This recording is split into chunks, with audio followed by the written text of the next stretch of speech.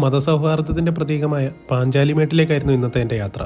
ഇടുക്കിയുടെ ഹൃദയത്തുടിപ്പുകൾ തേടിയുള്ള യാത്രയിൽ മഞ്ഞുപതച്ച മലനിരകൾക്കിടയിൽ ഒളിഞ്ഞിരിക്കുന്ന ഒരു വിസ്മയം. അതാണ് പാഞ്ചാലിമേട്. വെറുമൊരു വിനോദസഞ്ചാര കേന്ദ്രം മാത്രമല്ല പാഞ്ചാലിമേട്. പാണ്ഡവർ നടന്നു കയറിയ വഴികളും ഭീമന്റെ കാൽപ്പാടുകൾ പതിഞ്ഞ ഗുഹകളും പാഞ്ചാലിയുടെ ഓർമ്മകൾ തുളുമ്പുന്ന കുളവും ഇന്നും ഇവിടെ സജീവമാണ്. ഒരു വശത്ത് ഭുവനേശ്വരി ക്ഷേത്രവും മറുവശത്ത് കുരിശുമലയും. മതസൗഹാർദ്ദത്തിന്റെ പ്രതീകം. ശബരിമലയിലെ മകരവിളക്ക് ദർശിക്കാൻ സാധിക്കുന്ന പ്രധാന കേന്ദ്രങ്ങളിൽ ഒന്നാണ് പാഞ്ചാലിമേട്. ഗുഡ് ഫ്രൈഡേ ദിനത്തിൽ വിശ്വാസികൾ കുരിശിന്റെ വഴി നടത്തുന്ന പ്രധാന സ്ഥലവും ഇവിടമാണ്. ഇടുക്കി ജില്ലയിലെ പീരുമേട് എന്ന സ്ഥലത്ത് ഏകദേശം 2500 അടി ഉയരത്തിലാണ് പാഞ്ചാലിമേട് സ്ഥിതി ചെയ്യുന്നത്. പാണ്ഡവർ തങ്ങളുടെ വനവാസകാലത്ത് പാഞ്ചാലിയോടൊപ്പം ഈ മലയിൽ താമസിച്ചിരുന്നതിനാലാണ് പാഞ്ചാലിമേട് എന്ന് ഈ സ്ഥലം അറിയപ്പെടുന്നതെന്നാണ് ഐതിഹ്യം. പാണ്ഡവരും പാഞ്ചാലിയും നീരാട്ടിനായി ഉപയോഗിച്ചിരുന്ന കുളം. വേനൽക്കാലത്ത് പോലും വറ്റാത്ത ഈ കുളം പാഞ്ചാലിമേട്ടിലെ അത്ഭുതം തന്നെയാണ്. കാറ്റത്ത് തിരമാലകൾ പോലെ ആടുന്ന പുൽമേടുകളും നോക്കത്താ ദൂരത്തോളം പരന്നടക്കുന്ന പച്ചപ്പണിഞ്ഞ മലനിരകളും പാഞ്ചാലിമേട്ടിലെത്തുന്ന ഏതൊരു സഞ്ചാരിയുടെയും മനം കവരുന്ന കാഴ്ചകളാണ് സമ്മാനിക്കുന്നത്.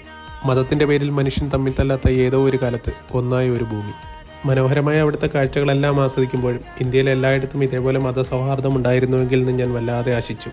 സൂര്യോദയവും സൂര്യാസ്തമനവും ഒരുപോലെ ആസ്വദിക്കാൻ പറ്റിയ ഒരു സ്ഥലമാണ് പാഞ്ചാലിമേട്.